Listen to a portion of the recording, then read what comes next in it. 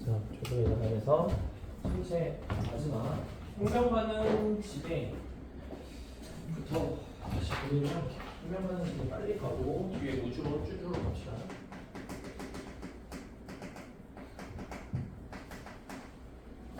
생명가능 지대는 간단하게 H2O가 액체 상태로 존재한다. 그지? 그래서 어떤 중심별이 있을 때 중심별에서부터 떨어진 어떤 생명 가능 지대라고 하는 범위, 그치?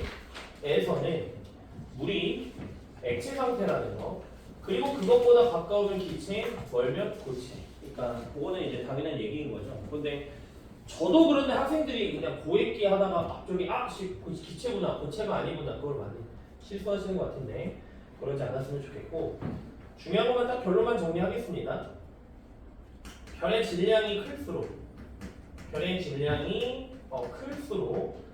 생명 가능 지대까지의 거리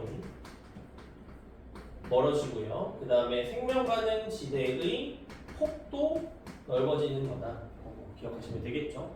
그런데 별의 질량이 크다라는 것은 별의 수명이 짧은 거기 때문에 생명이 이제 탄생하기에는 부적합하다 생각하시면 되겠고, 별의 질량이 작은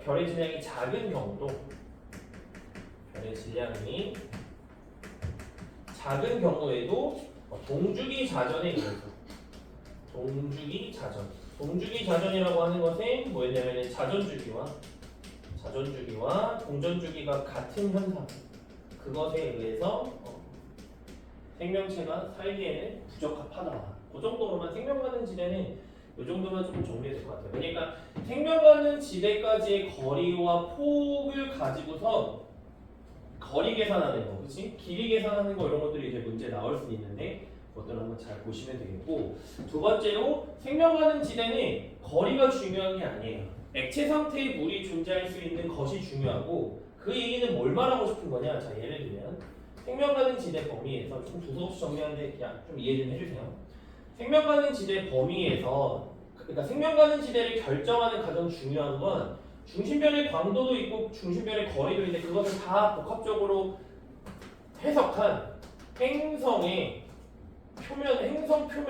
표면이라고 할게요. 행성 표면에 도달하는 복사 에너지의 양, 그것에 의해서 결정되는 거죠. 조금 더 정확하게 얘기하자면 행성 표면 단위 면적에 도달하는 복사 에너지의 양이 지구와 똑같으면 생명 가능 지대인 거야. 그치? 근데 그것보다 지구보다 크다면은 당연히 안쪽에, 월면은 바깥쪽에 위치하는 거겠죠. 우리가 이제 이런 것들을 보통 S라고 하는 물리량으로 표현해서 결론적으로는 S가 1인 지점, 그 지점이 생명 가능 지대다라고 하시면 되겠습니다.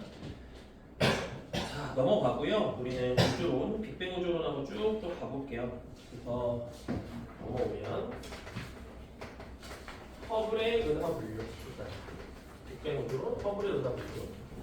허블의 은하 분류라고 하면은 저긴 거네. 가시광선 영역에서 우리가 눈으로 볼 수 있는 것들을 이제 분류를 한 거고요. 그래서 타원 은하 분류 체계는, 타원 은하는 2, 그렇지? 제로부터 세븐까지. 제로에 가까울수록 이제 생김새 그대로 9, 세븐일수록 납작한 타원. 그리고 이제 정상 나선 은하와 막대 나선 은하로 구분을 하고요. 정상 나선은 대문자 S, A, B, C로 구분하고요. 막대 나선 SBA, SBC, SBP, SBP, SBC 이렇게 되는 거죠. 불규칙 은하는 IRR이라고 하는 것을 써서 표현을 하는데, A에서 C로 갈수록 중앙 팽대부의 크기는 줄어들고요. 나선팔의 감긴 정도도 줄어듭니다. 중앙 팽대부의 사이즈가 줄어들고 나선팔의 감긴 정도도 줄어들 테다 보면 되겠습니다. 요거 정도만 정리하고 갑시다. 타원 은하 쪽으로 갈수록, 그러니까 왼쪽으로 갈수록, 이 표에서 왼쪽으로 갈수록 구성하고 있는 어떤 대체적인 별의 평균적인 표면온도 낮아. 그러니까 별의 어떤 나이, 수명이 아니죠. 나이가 좀 많아. 그 얘기는 어떤 색지수 B-V라고 하는 색지수가 양값이야 라고 이야기하면 되겠네요. 됐습니까? 그 다음에 구성하고 있는 성과물질의 양도 적다. 그치? 성과물질의 양이 적다. 자, 우리가 정리할 거는 이거겠네요. 자, 결론입니다. 은하가 진화하지 않는다라는 거는 스테디셀러니까 반드시 기억을 해주시고, 최근에 문제로 나오고 있는 출제되고 있었던 경향은 뭐였냐면 타원은하와 불규칙 은하를 가지고 설명을 했을 때 시간에 따라서 어떤 생성되는 별의 어떤 생성 비율이라고 했을 때 타원은하와 불규칙 은하의 차이점은 무엇이냐라고 한다면 타원은하는 거의 은하 생성 초기에 별의 생성이 집중되어 있는 반면에 불규칙 은하 같은 경우에는 계속 골고루 별이 탄생하고 있는 것이다. 되셨죠? 그죠? 특이은하 관련해서도 정리만 빨리 해봅시다. 첫 번째로 전파은하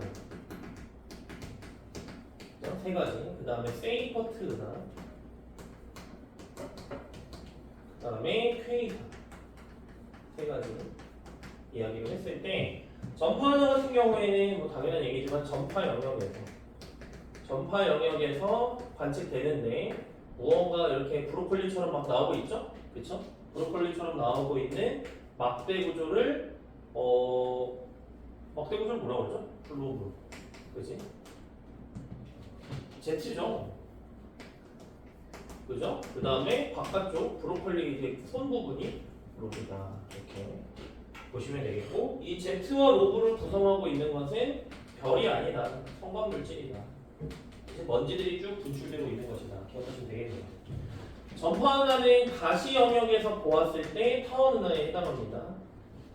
자, 그 다음에 세이퍼트는 이제 넓은 방출선을 가지고 있는. 그리고 세이퍼트는 이거 조금 이상하게 썼는데 가시 영역에서 봤을 때 나선 은하예요. 정상 나선이거나 막대 나선이거나. 그 정도 기억해 주시고요. 그 다음에 퀘이선은 은하입니다. 그런데 우주 생성 초기에 만들어졌다라는 것은 거리도 멀다라는 뜻을 의미하겠죠. 그렇죠? 그런데 퀘이사 같은 경우에는 절대 등급이 굉장히 작은, 즉 광도가 매우 큰 천체다 정도. 이 정도 세 가지 정도 보고 가시면 되겠습니다. 충돌 은하는 굳이 얘기하진 않을게요. 그래서 은하들 쭉 한번 정리를 했고요. 허블 법칙에서 우리가 챙겨야 되는 거. 허블 법칙에서 챙겨야 되는 거 그냥 뭐야? V는 H 곱하기 R. 그래서 공식으로 따져보면, 그러니까 그래프를 한번 그려보면 V랑 R이 있을 때 이 그래프가 기울기 H에 해당한다. 우리가 기억해야 됐으면 싶은 거는 우주의 나이와 우주의 크기인데, 결론은 뭐냐면 우주의 나이도 H분의 1에 비례한다. 우주의 크기도 H분의 C에 비례한다. 결론은 뭐예요? 나이든 크기는 허블 상수와 반비례한, 그렇죠? 허블 상수와 반비례한 값이다. 허블 상수라고 하는 것은 계속 변하잖아. 허블 상수의 단위가 일단은 킬로미터 퍼 세컨드 퍼 메가파섹인데 현재 허블 상수는 약 68 정도. 68이든 70이든 그게 신경 쓰지 마세요. 70 정도로 생각해줘요. 단위 생략하고. 근데 허블 상수가 과거에서부터 현재까지 계속 작아지고 있었는데요. 처음 측정했을 때는 한 500 정도. 허블 아저씨가 처음 측정했을 때 500 정도. 현재는 70으로 줄어들었고, 그에 따라서 추정하는 우주의 나이와 크기가 더 증가했다라는 걸 생각하면 되는 거야. 미래에도 허블 상수를 어떻게 측정하냐에 따라서 우리가 생각하는 우주의 나이와 크기가 달라질 수 있다. 요거 기억하면 되겠고, 허블 법칙을 관련해가지고 V는 HR 이라는 공식을 합쳐서 람다 제로분의 델타 람다 곱하기 C, 요거 가지고 우리는 이제 문제를 많이 풀 건데, 여기에서 중요한 건 항상 제가 강조하는 시선 속도 V와 거리 R과 그 다음에 적색편이 Z는 다 정비례한 값이다. 그래서 우리가 요거 문제 많이 나오잖아. 그 어떤 은하 사이의 거리 관계, 위치 관계, 그치? 그거 추정하는 문제 나올 때 V와 적색편이는 R로 이제 바꿔서 변환해서 생각을 해라 문제를.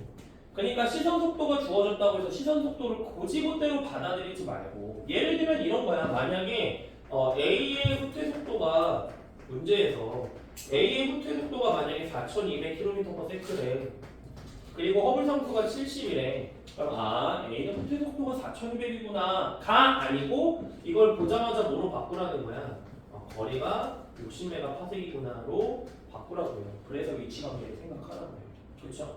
물론 처음엔 그러다가 더 익숙해져서 문제를 이제 많이 풀어보다 보면 문제에서 이 셋 중에 시선 속도, 거리, 이제 파장변화량 셋 중에서 더 많이 주는 물리량으로 문제를 풀 수 있게 될 거예요. 그것까지는 우리가 바랄 필요가 없고 그냥 거리로 바꿔서 푸시면 되겠습니다. 이 허블 법칙 관련해서는 문제 예시는 제가 들진 않을게요. 그거는 왜냐면은 다 그거죠. 그 퍼즐 문제 아시잖아요. 글로 퀴즈 문제, 그죠? 한 4줄 써놓고서 위치관계 때려 맞추고. 그런데 위치관계 때려 맞출 때 직각삼각형 관계라면 직각삼각형으로 주는 경우가 제일 많겠지. 왜냐면 그걸로 피타고라스로 추론할 수 있으니까. 그때 특수각들 여러분들 알고 있는 3대 4대 5, 1대 2대 1, 그치? 또 뭐 있어요? 1대 1대 루트 50이 13도 나올 수 있을까? 평가원에서? 몰라. 그 정도? 그죠? 그 정도로 한번 특수각들 생각하시고 그 다음에 뭐 하시면 대부분의 문제가 다 해결이 될 것이다.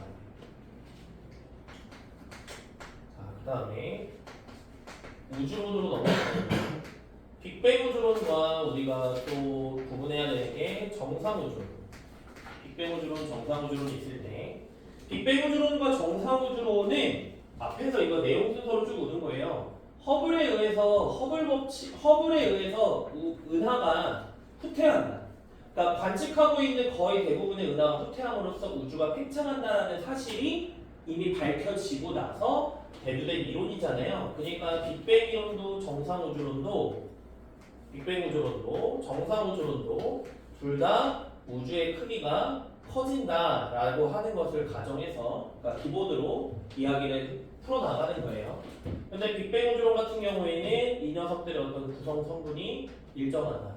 정상 우주론은 팽창해서 생겼는데 그 사이사이에 더 생긴다는 뜻인 거예요. 그래서 일단은 그렇고요. 조금 지역적인 것을 그럼에도 말씀을 드리자면 빅뱅 우주론은 우주의 크기가 증가함에 따라서 질량이 일정하다. 그래서 밀도와 온도가 감소한다는 거 먼저 쓰고 이건 지역적인 게 아니죠. 정상 우주론은 질량이 증가한다. 그래서 밀도와 온도가 일정하다라는 거는 됐고, 자 여기에서 우리가 조금 체크하고 가야 됐으면 좋은 게 뭐였냐면 은하 사이의 거리. 빅뱅 우주론에서는 은하 사이의 거리가 멀어진다라고 하는 거 우리가 그냥 보기만 해도 다 알아들을 것 같아. 정상 우주론에서 은하 사이의 거리 멀어지는 거예요. 은하 사이의 거리는 정상 우주론에서도 멀어지는 겁니다. 이미 아까 얘기했어요. 허블이라는 아저씨가 은하가 후퇴하는 걸 관측을 통해서 증명했습니다. 그러고 만들어진 이론이니까 은하 사이의 거리가 멀어진다. 즉 모든 은하들은 후퇴한다라고 하는 것을 받아들인 상태인 거예요. 그 다음에 이거 말로만 할게요. 빅뱅이라고 하는 녀석, 빅뱅 우주론에 의하면 빅뱅은 한 점은 아니고요. 원래는 원밀히 말하면 그런데 그냥 어떤 최초의 순간이 있었던 거지. 그러니까 빅뱅이라고 하는 대사건이 있고 그 전은 우리가 가늠할 수 없는 거고 빅뱅이라고 하는 대사건 이후로 우주는 계속 커지고 밀도 온도가 낮아지고 있다라고 하는 거야. 그러니까 빅뱅 우주론은 시작점이 있는 거예요. 그 전에는 우리가 가늠할 수 없기 때문에 그냥 시작점이 있는 거고 정상 우주론은 우주의 시작이 없는 거예요. 괜찮나요? 계속 작아지면 점으로 가지 않을까요? 라는 생각은 접어두세요. 그냥 빅뱅 우주론, 정상 우주론에 우주의 시작이 없는 것이다 라고 보면 되겠습니다. 시작과 끝이 없는 것이다. 그냥 연속된 형태다. 그러니까 영원 불멸이라고 하면 좀 그렇지만 그런 우주다라고 생각하시면 되겠어요. 자, 그리고 넘어가서 그러면 우리가 빅뱅 우주론 관련해서 조금 기억해야 되는 것을 다시 한번 정리를 해본다면 빅뱅 우주론에 의해서 이제 우주의 밀도 온도가 감소함에 따라서 생성된 입자들 지구과학에서는 딱 두 가지만 사설이 아니고서는 3분의 어떤 시간과 빅뱅 이후 3분이 지났을 때 빅뱅 이후 38만 년이 지났을 때 이 두 순간을 말고는 사설 말고 기출에서 나온 적은 없어요. 그러니까 무슨 얘기냐면 예전에 여러분들이 통합과학에서 10의 마이너스 6제곱 초의 뭐 양성자 중성자의 비율 그런 것들이 사실은 이제 나온 적은 없기 때문에 우리도 이 두 가지 순간만 강조를 할 거고요. 3분이 되었을 때 만들어진 것은 수소와 헬륨의 질량비 결정된 건 수소와 헬륨의 질량비가 결정이 됐죠. 그들은 3대 1이다. 됐습니까? 그렇죠? 그리고 그것이 첫 번째 증거다. 첫 번째 증거. 그 다음에 두 번째 38만 년이 되었을 때는 조금 중요한 사건이에요. 왜냐하면 우주의 온도가 약 3000켈빈이 되었다는 거. 3000켈빈이 됨으로써 원자가 형성이 됐다. 그러니까 이전에 이야기하는 수소와 헬륨의 질량비 할 때에는 수소와 헬륨의 원자 핵을 얘기하는 거죠. 원자가 형성된 겁니다. 원자핵과 전자가 합쳐진 겁니다. 그러면서 무엇이 방출되었다? 그럼과 동시에 우주 배경 복사가 방출되었다. 우주 배경 복사가 방출되었다. 그때 방출된 우주 배경 복사가 두 번째 증거다. 그죠? 그죠? 우주 배경 복사가 방출되게 된 어떤 상황을 그림으로 묘사해 본다면, 방출된 상황을 그림으로 묘사해 본다면, 그 전에는 이제 그러니까 원자핵들이 있고, 원자핵이 있고, 전자들이 그냥 아무렇게나 널브러져 있는 거야. 아무렇게나. 그러니까 전자기파라고 하는 빛이 나아갈 수가 없었어요. 나아갈 수가 없는 거야. 나아갈 수가. 그런데 우주가 38만 년이 되면서 3000켈빈이 됨으로써 원자핵 주변에 전자들이 그죠? 원자핵에 들러붙게 된 거죠. 들러붙게 된 겁니다. 그러니까 쭉 나아갈 수 있게 된 거다. 그때 방출된 것이 우주 배경 복사고, 자 우주 배경 복사 관련해 가지고 그러면은 오른쪽 위에다가 다시 정리를 해봅시다. 우주 배경 복사라고 하는 녀석은 방출될 당시 온도는 얼마인 거야? 3000켈빈인 거예요. 그런데 현재 관측되고 있는 우주 배경 복사는 얼마인 거야? 약 2.7켈빈인 거예요. 괜찮죠? 그래서 그거 자체가 이제 증거인 겁니다. 우주 배경 복사가 방출된 방향, 우주 배경 복사가 관측되는 방향은 어떤 방향이냐면 모든 방향입니다. 모든 방향에서 고르게, 그렇지? 관측이 된다는 건데 우주 배경 복사는 대체로 고릅니다. 대체로 고르지만 완벽히 고르지는 않다. 완벽히 고르지 않다. 균일하지 않다라고 할게요. 완전히 균일한 것은 아니다. 즉 완벽히 균일하지 않다라는 것은 밀도가 큰 지역이 있고 작은 지역이 있다는 건데 그런 지역에서 별과 은하가 탄생을 했다. 라고 보면 되는 거예요. 괜찮죠? 그죠? 그죠? 자, 우주 배경 복사를 관측한 아저씨들. 펜지어스하고 윌슨이라는 아저씨들. 펜지어스랑 윌슨. 아저씨들. 얘네들이 처음 관측해서 노벨상을 받았는데 최근에 노벨상을 막 발표하고 있죠. 펜지어스하고 윌슨 아저씨는 지상 망원경으로 조금 지역적으로 이런 것들까지 한번 체크를 해봅시다. 왜냐하면 여기 부분에서 사실 이야기할 것들이 많지가 않아서 지상 망원경으로 관측을 한 거예요. 이후에 코비 위성, 그 다음에 WMAP 위성, 그 다음에 플랑크 위성은 보통 한글로 많이 주긴 하는데 저는 일단 영어로 쓸게요. 영어를 잘 알아서가 아니고 코비 위성, WMAP 위성, 그 다음에 플랑크 위성은 우주 망원경입니다. 그렇죠? 그렇죠? 그 정도까지는 그래도 알아서 나쁠 건 없을 것 같아요. 한번 그냥 들어놓으면 달달달달 외우라는 게 아니고 한번 외워두면 괜찮을 것 같습니다.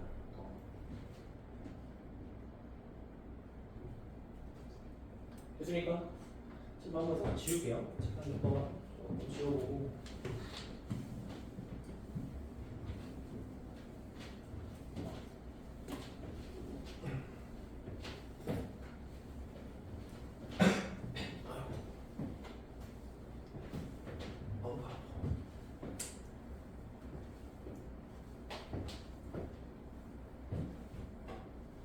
지워보고.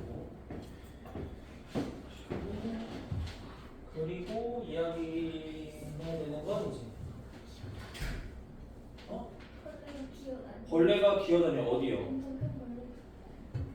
오. 서로 못 본 걸로 할까요? 저도 너무 무섭네요. 아니 그러니까 벌레가 기어다녀라고 하시길래 뭐 나는 그냥 그러니까 곤충일 줄 알았죠. 저렇게 이제 다리가 엄청 많은 절지류일 줄은 몰랐죠. 여전히 있나요? 네. 어딘가에 보이나요? 어? 잡아주실 수 있어요? 저는 등치값을 못해요. 더러워서가 아니라 난 진짜 무서워서 그래. 저 개인적으로. 여기 있습니다. 듬직한 유리씨 어디 있어? 아 돈벌레 아니야, 근데? 나 봤어. 진짜 돈벌레죠.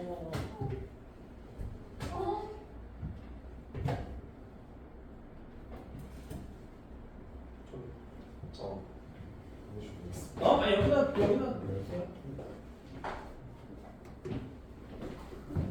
제가 까먹고 이제 저기다 물 받아 먹으면 되는 거예요. 육수 우러나게, 그렇죠? 진짜 싫어요. 저도 그래요.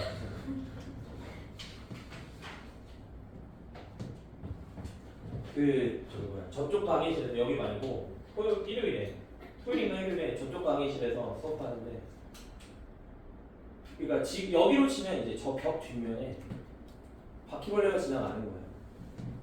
그래서 저는 그대로 멈췄어요. 학생들은 이제 무슨 일이지? 지나가서 에어컨 뒤로 들어갈 때까지 그냥 기다렸어요. 그러고 그제서야 얘기해줬죠. 에어컨 뒤로 들어갔어. 다음에 나오면 나보다 당신들이 더 가까우니까 나는 잘 모르겠어. 그냥 하고 수업을 했었습니다. 그죠? 그래도 아니까 뭐 벌레들 이게 학원에서 벌레 나오는 건 그렇게 문제될 건 아니에요. 그죠? 제가 처음 일했던 학원, 이제 촬영 중이니까 사고를 얘기하지 않겠지만, 학원명을 얘기하지 않겠지만 쥐가 나왔어요. 수업을 하고 있는데 쥐가. 그러니까 1층이 치킨집이어서 그런 거. 쥐가 나왔어요. 그리고 바퀴벌레가 제 뻥이 아니고 내 엄지보다 조금 더 크게. 제 엄지보다. 그런 애들이 막 나왔었는데 그거보다 낫죠. 자, 빨리 오겠습니다. 자, 급팽창 우주론으로 바로 넘어올게요. 급팽창 우주론은 빅뱅 우주론에서 설명할 수 없는 것들 때문에 급팽창 우주론이 돼도 된 건데요. 일단 먼저 결론부터. 급팽창이 일어난 시기, 급팽창은 우리 우주가 급격히 팽창했던 시기가 있었다라는 건데, 급팽창한 시기가 언제냐면은 빅뱅 이후 10의 약 마이너스 35제곱초 정도. 물론 이렇게 순간은 아니고 어제 10의 마이너스 35제곱초에서 32제곱초 정도. 굉장히 찰나긴 하지만 그 정도 시간에 일어났다라고 하는데, 이 숫자를 외우라는 게 아니고요. 그러니까 엄청나게, 그러니까 빅뱅이 일어난 바로 직후에 급팽창이 일어났다라는 걸 생각하라는 거예요. 그죠? 그죠? 급팽창 우주론이 나온 이유는 빅뱅 우주론으로 설명할 수 없는 세 가지 때문에 그렇잖아요. 첫 번째, 우주의 지평선 문제. 그죠? 지평선 문제. 등방성이라고도 하죠. 그 다음에 우주의 평평도 문제. 그 다음에 자기 홀극 문제. 거꾸로 가봅시다. 자기 홀극이라고 하는 거는 뭐야? 자기 홀극, 혼자 있는 이런 것들이 발견돼야 되는데 빅뱅 우주론은 설명할 수가 없다. 우리 더 길게 가져갑시다. 평평도는 뭐예요? 우리 뒤에 걸 이미 알고 있으니까. 우주의 밀도가 우주의 임계 밀도라고 하는 것은 수축을 시작할 때 오는데 그것과 현재 완벽하게 같다. 그래서 우주가 평평한 상태다. 근데 왜 우주는 수축하지 않습니까? 하면 암흑 에너지가 있기 때문에 그런 것이고요. 다시 돌아와서 우주의 밀도가 임계 밀도와 어떻게 완벽하게 동일하냐 이거예요. 완벽하게. 그것을 이제 빅뱅 우주론에서는 설명할 길이 없다라는데 우리는 받아들이시면 되겠죠. 문제에 나오는 것은 지평선 문제잖아요. 그거 우주 배경 복사 가지고서 주로 많이 설명이 나오는데, 골자는 이겁니다. 우주가 있는데 내가 서 있어요. 그러면 서로 다른 방향에서 날아오는 A 방향, B 방향에서 날아오는 우주 배경 복사의 온도가 어떻게 완전히 동일하냐. 그들이 과거에 상호작용을 하지 않았다면 동일할 수가 없다. 그러니까 우주는 과거에 급팽창을 한 거야 라는 걸로 시작을 하는 거죠. 자, 현재 우주가 이렇게 있으면요, 실선으로 우주의 크기, 그 다음에 점선으로 지평선을 표현을 한 거예요. 됐습니까? 얘가 이제 관측자가 중심에 있는 거죠. 그런데 과거에는, 그러니까 우주의 지평선은 빛의 속도로 커질 수밖에 없지만 실제 우주의 크기는 과거에 빛의 속도보다 빠르게 급팽창을 했었던 적이 있다. 요거 그림 아마 보신 적이 많이 있을 거니까, 과거에는, 그죠? 예를 들어서 반대쪽 지역, A 지역, 그러니까 요 A와 B 지역, 그 다음에 A와 B 지역이 과거에는 급팽창 이전에는 이전 시기에는 A, B가 서로 상호작용이 가능했다. 우주의 모든 부분들이 상호작용 가능했다. 이렇게 보면 되는 거고요. 현재는 상호작용이 불가능하지만 이미 상호작용했던 곳에서 우주배경 복사가 날아오기 때문에 그들이 완벽하게 동일할 수 있다. 이렇게 이해한 겁니다. 괜찮나요? 그죠? 자, 그 다음에 이제 급팽창 우주론은 됐고, 그 다음에 이야기할 거는 가속 팽창 우주론. 가속 팽창 우주론이라고 하는 것은 과거에서부터 현재까지 우주가 가속 팽창하고 있다. 계속은 아니지만, 세로축은 우주의 크기, 가로축은 시간이라고 했을 때 현재 우주는 이런 형태로, 그죠? 가고 있는 거고요. 과거에 감속했던 적이 있는 거고, 현재 가속 팽창하고 있는 거니까, 그렇죠? 그래서 여기가 이제 현재라고 되는 거죠. 여기가 현재 이후로는 가속 팽창하고 있다. 문제에 나왔던 걸 가지고서 한번 조금 다시 보자면, 자, 세로축을 팽창 속도라고 해볼게요. 그러니까 이 그래프에서는 사실은 기울기가 우주의 팽창 속도라고 할 수 있을 텐데, 그것을 그래프로 다시 그려보자 이거야. 그럼 우주의 팽창 속도는 이런 식으로 변했겠네. 됐죠? 그러니까 두 지점을 다시 찝어본다면, 과거에 감속 팽창했던 시기, 이후에 현재 가속 팽창하고 있는 시기, 그리고 밑에 그냥 노란색 쓰겠습니다. 현재의 팽창 속도. 괜찮나요? 말하고자 하는 건, 현재보다 팽창 속도가 빨랐던 건 과거에 감속 팽창했던 시절밖에 없어요. 이거 6월 모의고사에서 나왔던 거잖아. 그쵸? 현재보다 팽창 속도가 빨랐던 시기는 과거에 감속 팽창했던 시기밖에 없다. 괜찮습니까? 그죠? 그거 놓치지 말고 꼭 기억을 해주세요. 그거 하나 체크를 해주시고, 자, 그러면은 우주가 가속 팽창한다라고 하는 것의 증거가 무엇이냐? 증거는 원 A형 초신성을 통해서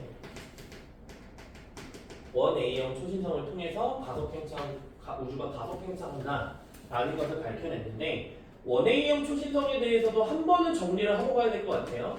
원 A형 초신성은 왜? 조금 특이하니까. 원 A형 초신성이 생성되는 과정은 뭡니까? 백색 외성이 주변 물질을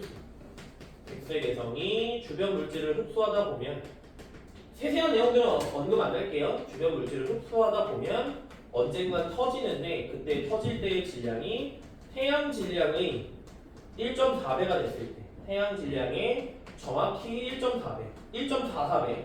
근데 우리는 1.4배로 그냥 퉁칩니다. 1.4배가 된 순간에 폭발하더라. 그죠? 초신성이 된다.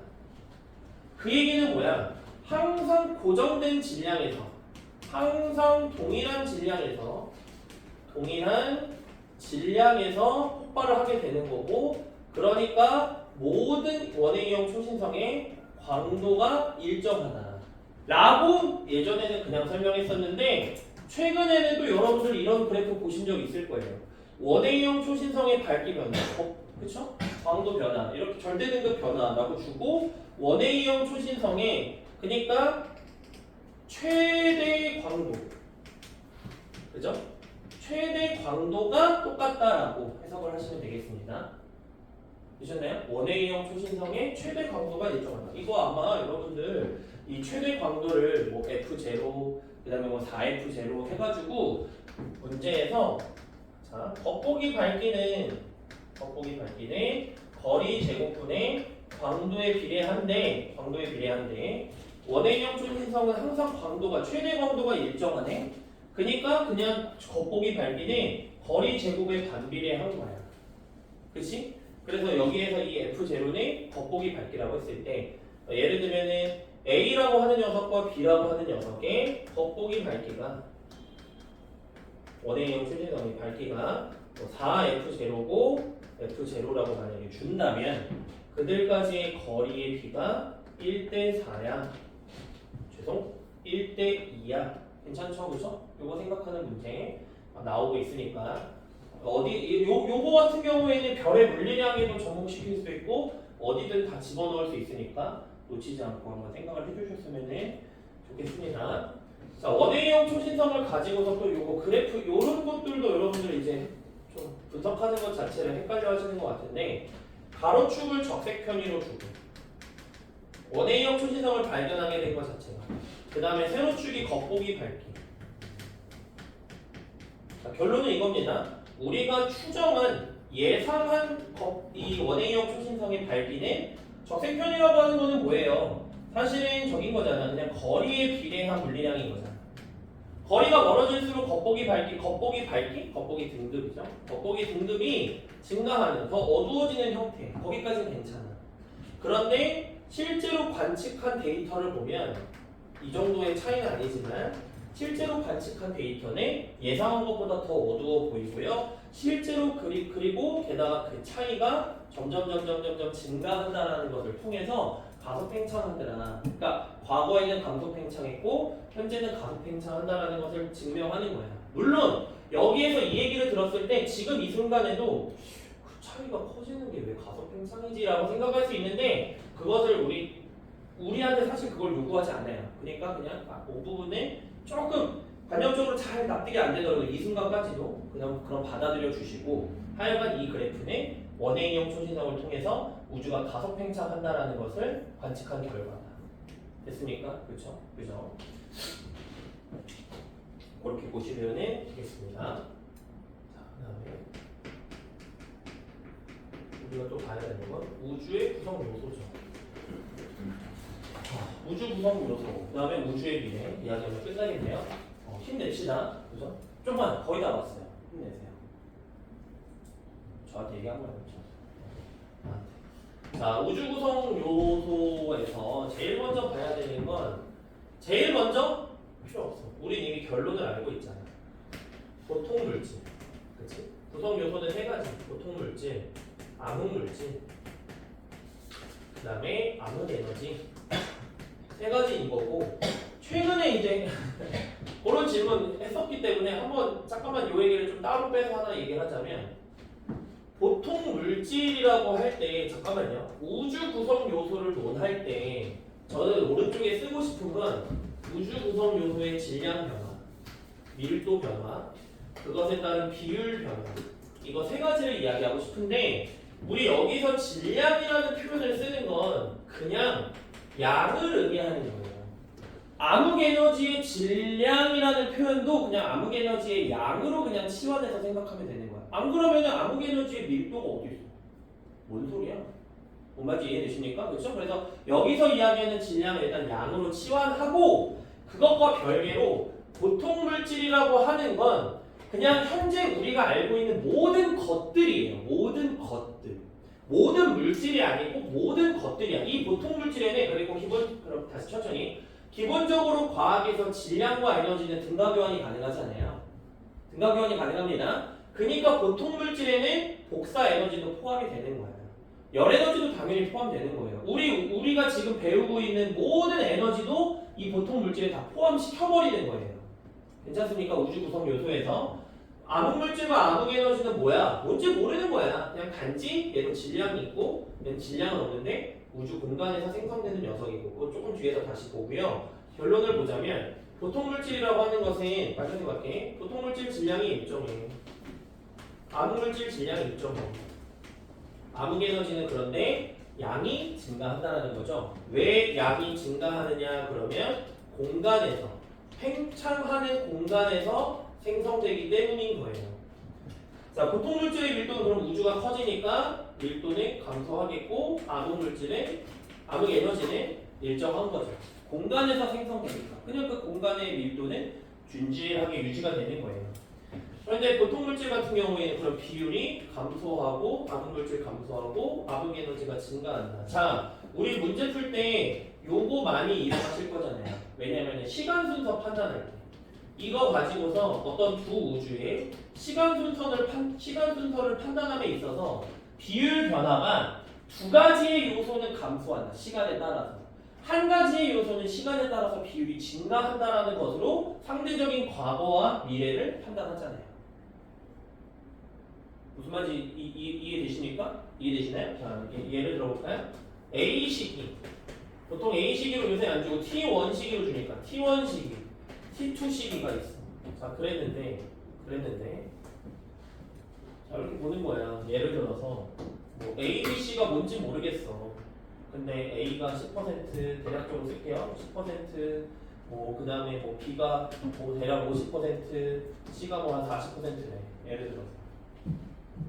그리고 이때는 A가 뭐 한 12%, 그 다음에 얘는 60%, 그럼 합치면 얼마야? 70이니까 28% 만약에 이렇게 됐다고 쳐. 괜찮죠? 그렇죠? 그러면 문제 푸는 방법은 어떻게 되는 거야? 먼저 가정하는 거야. T1에서 T2로 시간이 이제 변화한다라고 가정한다면 비율이 A 증가, B 증가, C 감소인데 그러면은 논리적으로 일치하지 않죠? 모순이 생기죠? 그러니까 T1에서 T2가 아닌 거야. T2에서 T1으로 가게 된다면 감소하고 증가하니까 시간 순서에 따라서 변하는 T2에서 T1이네. 그에 따라서 증가하는 C가 뭐가 되는 거예요? 암흑 에너지가 되는 거죠. 암흑 에너지가 되는 거고 상대적으로 양이 적은 A가 보통 물질, 그 다음에 B가 암흑 물질이다라고 판단하면 되겠습니다. 왜냐하면 현재 이 순간의 보통 물질의 비율은 약 5%, 약 25%, 약 70%니까요. 괜찮죠? 그리고 저는 대략적인 숫자를 썼는데 보통 물질과 암흑 물질의 비율은 약 5. 얼마야? 5점 몇 배. 그것도 기억해 주시면 좋습니다. 5점 몇 배. 그렇게 풀 수도 있는 거죠. 그죠? 그리고 시간 순서로 문제 푸는 거 기억해 주시면 되겠고. 부수적인 것들 조금 더 이야기해 보자면 보통 물질하고 암흑 물질 같은 경우에는 우주의 인력으로서 작용하는 중력이 작용하니까. 그 다음에 암흑 에너지는 청력으로서 우주를 팽창시키는 요인이야. 자, 그래프 좀 그려봅시다. 세 가지의 그래프.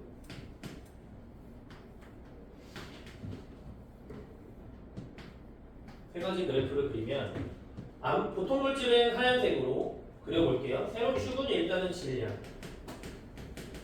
그 다음에 밀도, 그 다음에 비율인데 다시 물질은 하얀색으로 암흑 에너지는 파란색으로 할게요. 그럼 질량이라고 하는 것은 물질들의 질량이 일정하지, 그지? 그런데 암흑 에너지는 질량이 계속 양이 늘어난다. 밀도로 보면요, 그 다음에 이제 이 물질들은 감소하죠. 그런데 암흑 에너지는 일정하다. 비율이라고 하는 것은 계속 줄어드는데 암흑 에너지는 증가합니다. 이런 그래프 형태 보고서 푸는 거는 어렵지 않아. 그냥 그랬어. 잘해. 나 알고 있다. 우주 구성 요소를 정리해보자면 요 정도 기본적인 어떤 비교도 이렇게 했고요. 자, 암흑 물질에 대해서 조금 더 이야기는 해야지. 암흑 물질을 우리가 발견하게 된 어떤 그 경위가 있잖아. 암흑 물질이 존재한다는 어떤 증거. 대표적인 게 뭐예요? 나선 은하의 회전 속도. 나선 은하의 회전 속도를 가지고서 암흑 물질의 어떤 존재를 우리가 예측할 수 있는데 결론은 이거겠네. 실제로 우리 은하는 막대 나선 은하지만 그냥 대충 중앙 팽대부와 나선팔이 있을 때 회전 속도가 당연히 바깥으로 갈수록 점점 느려져야 되겠다라고 추측을 한 거죠. 케플러 회전이니 강체 회전이니 그런 말 빼고 담백하게 은하라고 하는 것은 질량 대부분이 이제 태양계처럼 질량 대부분이 중심에 우주 어떤 거대 블랙홀이 있으니까 바깥으로 갈수록 중심에서 거리가 멀어질수록 회전 속도가 느려지겠네라는 생각을 한 거야. 근데 그 생각을 함과 동시에 사람들이 뭐야? 회전 속도가 느려지는데 나선팔이 어떻게 유지되는 거지? 그 생각도 한 거예요. 야 이거 뭐가 이상하다. 측정을 해보자. 관측을 해보자. 기술도 되니까.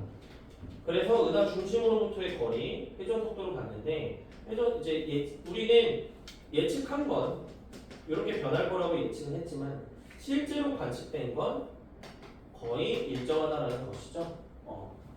그걸 통해서 우리는 암흑물질이 존재한다. 왜냐하면 여기에 질량들이 우리 눈에 보이지 않는 질량들이 각 차이는 거니까 그 생각할 수 있는 거고.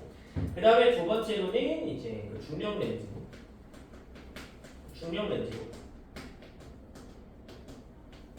그 다음에 뭐 충돌 은하 같은 것들도 암흑물질의 이제 어떤 존재를 증명하는 거겠죠. 증거로서 우리가 이야기할 수 있는 거죠. 한 요 정도에다가 나머지 정리할까요? 자, 우리가 이제 마지막으로 이야기해보는 우주의 미래. 여기만 좀 지웁시다. 여기만. 자, 마지막 우주의 미래. 우리가 먼저 우주의 미래를 이야기함에 있어서 두 가지로 구분을 해야 돼요. 암흑 에너지를 고려하지 않은 상황과 이후 현재는 가속 팽창 우주고요. 가속 팽창 우주는 암흑 에너지를 고려하고 반영시킨 거야. 둘에서의 차이는 이해는 하셔야 돼요.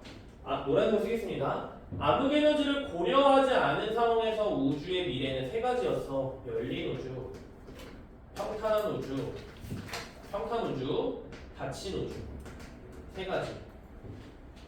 얘네들을 설명하기 위해서는 임계밀도라고 하는 것이 필요한데 임계밀도라고 하는 거는 뭐야? 그러니까 열린이냐 닫힌이냐를 결정하는 밀도라고 생각하면 돼요. 그냥 쉽게. 너무 고민을 하지 말라니까. 너무 고민하지 말고 우리가 아까 여기에서 보통 물질이 한 0.5, 그러니까 5%, 그죠? 그 다음에 얘가 25%, 얘가 70%, 그럼 둘이 합쳐서 한 0.3 정도, 얘가 한 0.7 정도. 이거 합쳤더니 1이네 라고 해놨지만 그것은 현재 우주가 임계밀도와 완벽하게 동일하기 때문에 그것을 1로 놓아도 0.3, 0.7로 표현할 수 있는 거예요. 말이 너무 더 어렵나요? 더 쉽게 임계밀도보다 그냥 크냐 작냐를 가지고서 열린 우주냐 닫힌 우주냐를 결정한다고. 열린 우주는 그러면은 뭐야? 임계밀도보다 작은 거야. 뭐가? 우주의 밀도가. 그러니까 현재 이 교실은 열린 우주인 거죠. 왜? 책상보다 우리 인간들의 숫자가 적잖아요. 그죠? 원래 한 요 정도 들어와야 되는데 뭐 여기 책상 개수만큼 사람들이 들어왔으면 좋겠지만 그게 아닌 거야. 그러니까 내용물이 준비한 것보다 적은 거야. 쉽게 얘기해서 임계밀도보다. 닫힌 우주는 뭐야? 그것보다 더 빽빽한 거야. 그죠? 귀성길에 버스나 어떤 기차 같은 거라고 생각하시면 되겠죠. 평탄 우주는 임계밀도와 같은 거예요. 임계밀도. 일단. 그런데 여기에서 이제 여러분들을 좀 괴롭히는 것 중에 하나가 얘네들의 이제 표기하는 방식인 것 같은데 우리가 우주의 밀도 혹은 우주의 구성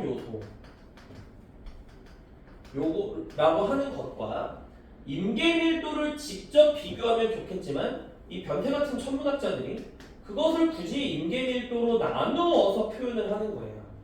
그러면 우측변은 1이라는 값이 될 거 아니에요. 그래서 그것이 1보다 크냐 작냐 동일하냐 그렇게 이야기를 하게 되는 거지. 여기까지 괜찮나요? 그렇죠? 임계밀도에 대해서 현재 우주의 밀도가 1보다 크다라는 거는 내용물이 이 교실의 의자 개수보다 더 많은 거다. 작다라는 것은 이 교실의 의자 수보다 인간들의 머릿수가 더 적은 거다라고 생각하는 거죠. 그래서 원론적으로 따지면 얘를 그래서 우주의 밀도를 임계밀도로 나눈 걸 우리가 이제 보통 오메가라고 표현을 하잖아요. 그래서 이 오메가 값이 1보다 작다. 오메가 값이 1보다 크다. 오메가 값이 1이다. 그래서 일단 원칙은 문제를 풀다가 만약에 오메가라고 하는 숫자, 오메가라고 하는 게 나오면 아 그거 그냥 우주의 밀도를 인계 밀도를 나눈 거고 그냥 1보다 크냐 작냐만 비교하면 되겠구나. 여기에서 이제 그런데 이 우주의 밀도 중에서도 구성 요소 중에서도 물질의 밀도를 인계 밀도로 나눴다. 그러면은 뭐 보통 오메가 m 이런 식으로 주게 되는 거고, 그죠? 그 다음에 그게 아니면은 뭐 오메가 뭐 그쵸? 람다 뭐 이런 식으로 이제 주게 되는 거야. 그거 근데 너무 생각하지 마세요. 그거는 굳이 신경 쓰지 마시고 그냥 열린 우주, 평탄 우주, 닫힌 우주는 인계 밀도가 비교했을 때 이런 형태다. 그리고 곡률이라고 하는 것이 음값 0, 양값이다 정도 생각하면 되는 거죠. 현재는 그러면 현재라고 하는 것은 어떻게 되느냐? 현재 우주는 인계 밀도와 동일해요. 대신 물질이 차지하는 비율이 왼쪽에 봤던 것처럼 0.3 정도. 암흑 에너지가 차지하는 비율이 0.7 정도. 그래서 그것이 1이다. 그것이 그렇죠? 인계 밀도와 동일하다. 라고 보는 거야. 그치? 그러니까 현재는 평탄한 우주야. 라고 보는 거죠. 평탄한 우주야. 라고 보는 거고요. 자, 마지막으로 그래프 오고 그리면 될 것 같은데 이 그래프가 나왔을 때 여러분들이 또 틀리는 경우들이 있어서 이 그래프도 그냥 외워주세요. 저거 얘기하는 거야. 우주의 크기와 시간에 따른 우주의 크기 변화 그래프 요거 얘기하는 거예요. 자, 현재 우주가 있을 때 그냥 담백하게 가속 팽창, 그지? 그 다음에 요렇게 변하면 열린 우주, 요렇게 가면 평탄한 우주. 곡률이 조금 희한하지만 이해해주세요. 이렇게 가면 닫힌 우주야. 순서대로 이걸 생각하는 거예요. 대신에 조심해야 되는 건 뭐예요?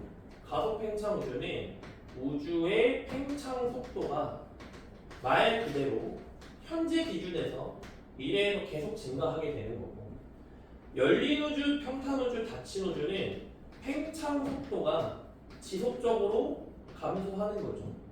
그 중에 특징이라고 한다면 닫힌 우주는 다시 수축을 시작하게 될 뿐, 그렇지?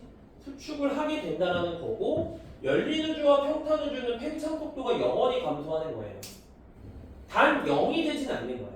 그치? 열린 우주는 조금 더 완만하게 줄어드는 거고 평탄 우주는 거의 0에 수렴하게 줄어들 뿐인 거예요. 그냥 그런 거야. 뭐 어떻게 더 얘기할 수 있는 게 없어요. 자, 그리고 우리가 요것 시작된 지점, 이 그래프를 완만하게 보았을 때 현재의 우주의 팽창 속도는 동일하다라고 할 수밖에 없으니까 그걸 가지고서 그래프를 완성시켰을 때 우주의 어떤 요 순간들이 제가 좀 빠르게 그릴게요. 빅뱅이라고 하고 그것에 따라서 우주의 나이가 다 다르게 측정이 되겠네요. 그 얘기는 우리가 어떤 우주를 미래로 생각하느냐에 따라서 허블 상수도 달라질 수 있다는 거죠. 그건 여기에서 생각해 보시면 돼요. 그다음이 아니고요. 자, 그래서 기본적인 어떤 내용들은 여기까지 왔는데 아마 여러분들이 요 우주의 미래에서 이제 최근에 나오는 문제들을 보면 이렇게 간단하지만은 않다라는 생각이 들 거예요. 그쵸? 놓치면 안 되는 것들을 좀 정리해 봅시다. 최근에 놓치면 안 되는 것이 뭐 있었냐면 우주의 크기는 길이래. 그래서 우주의 부피는 길이의 세제곱에 비례한 거래. 그죠? 그거 가지고 이제 작년 9월하고 작년 수능에서 심지어 문제 번호도 17번으로 동일하게 나왔었어요. 그죠? 그러면 뭐 그거 있잖아.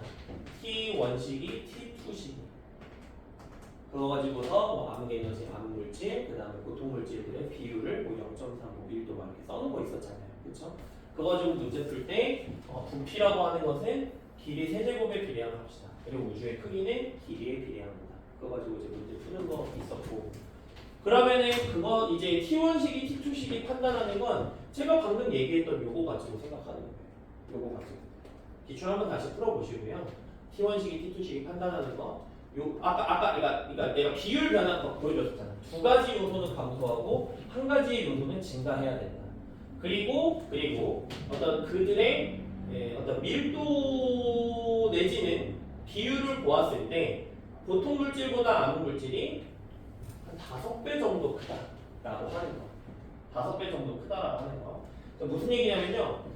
보통 물질과 암흑 물질의 질량이 일정하다 보니까 보통 물질과 암흑 물질의 비율은 줄어들지만 이들 사이에 물질 간의 비율은 물질 간의 밀도 비는 일정해요. 아까 얘기했던 것처럼 1대5 정도로 유지한다라는 거야. 그치? 밀도 비 혹은 비율 비. 비율 비라는 말이 좀 웃기지만 그래서 퍼센트 비율은 퍼센트의 비중은 항상 동일하다. 그렇죠? 그들 간의 비율은 일정. 라는 거 하나 챙기시면 되겠고, 그 다음에 두 번째로 요거는 조금 저희 자료를 좀 같이 볼까요? 제가 오늘 이제 배부한 자료 중에서 그림을 죄송해요. 제가 안 넣었네요. 죄송합니다. 이런 거 문제 나왔을 때 헷갈려하는 경우들이 또 있더라고. 많이 헷갈려 하시더라고요. 쭉 보이시죠? 위로 갈수록 우주의 라인, 그렇지? 우주의 라인.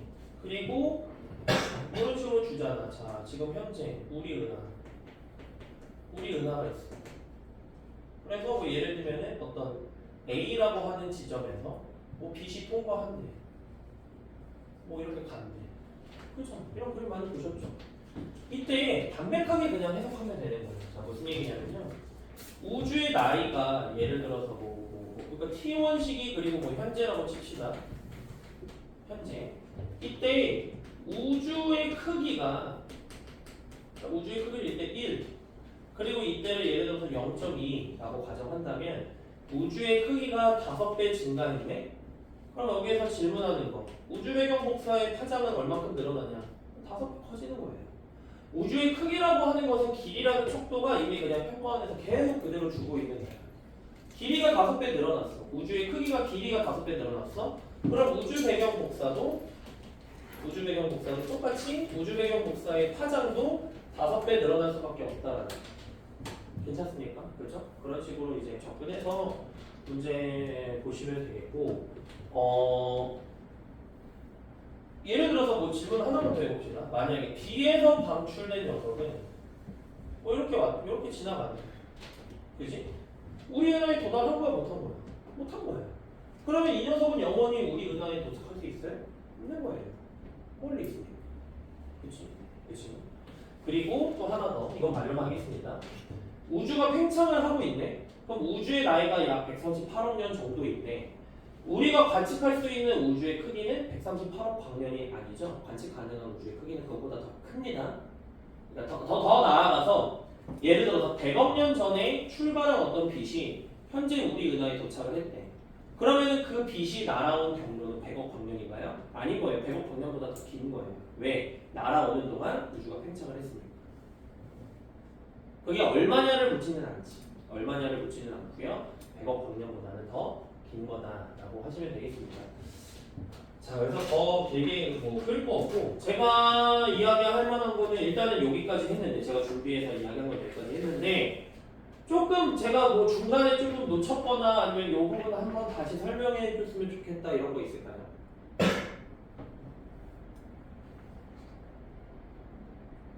있을까요? 없나요? 다들 머릿속에 그만 시간 끌고 빨리 끝내. 배고파. 집에 가고 싶어. 이 생각 드린가요? 네. 가족 팽창 문제랑 감정 팽창 문제가 네. 허블 법칙을 완전 만족하지 않냐고요? 만족하지는 않는 게 같아요. 허블 법칙이요? 네. 만족하죠. 근데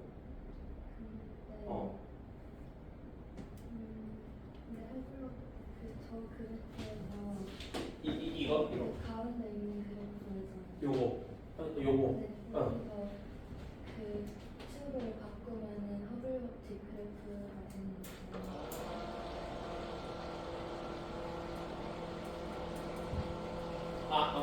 세로축을 바꾸면 가로하고 세로로 가로하고 세로를 바꾸면 허블 법칙 그래프에서는 세로축이 그 팽창 속도잖아요. 네. 근데 얘는 그냥 겉보기 등급이잖아. 근데 겉보기 등급이 거리랑 비례하잖아요. 또 거리랑 비례하죠. 네. 근데 적색편이가 속도랑 비례하니까 어. 바꾸면 어. 그 허블 아, 그러면은 여기서 고려하지 않을 요소가 많아지는. 그러니까 이제 그거는 이제 지구과학 원에서 다루는 전체 범위가 아닌 거예요. 그러니까 말한 건 이해했는데 그렇게만 빠라라락 바꾸면 안 돼. 그래서 어. 그냥 저는 저게 곡선이어가지고 응. 직선이 아니어서 응. 허블 법칙 만족 안 한다고 생각했는데 그냥 아, 만족하는 거예요. 무조건. 허블 법칙은 그냥 무조건 만족하는 거다. 그거는 우리가 생각할 그거는 우리가 생각할 것이 아닌 거예요. 그러니까 그 중간에 텅 빈 내용이 있어서 그래. 지구와 원에서 배우지 않는. 그래서 그것은 설명할 수가 없어요. 우리 수준에서. 질문 잘하셨고.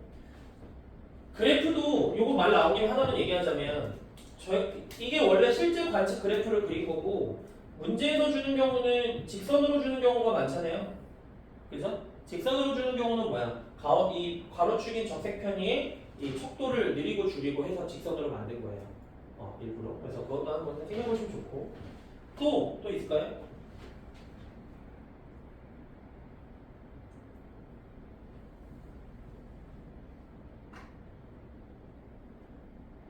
없나요? 자, 이제 여러분들이 참 공경을 잘 해주셔서. 선생님이 힘든데 어떻게 저희가 더 지분합니까? 감사하죠, 진짜. 그죠? 그러니까 눈시울이 붉어져요. 그거 촉촉해지고. 자, 일단은 조금 졸려.